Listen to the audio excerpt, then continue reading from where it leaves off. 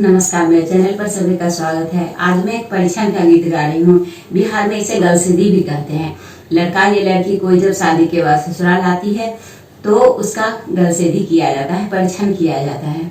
आशा करती हूँ आप लोगों को गाना अच्छा लगेगा। गाना अच्छा लगे तो कृपया चैनल को लाइक, शेयर और सब्सक्राइब करें। धन्यवाद।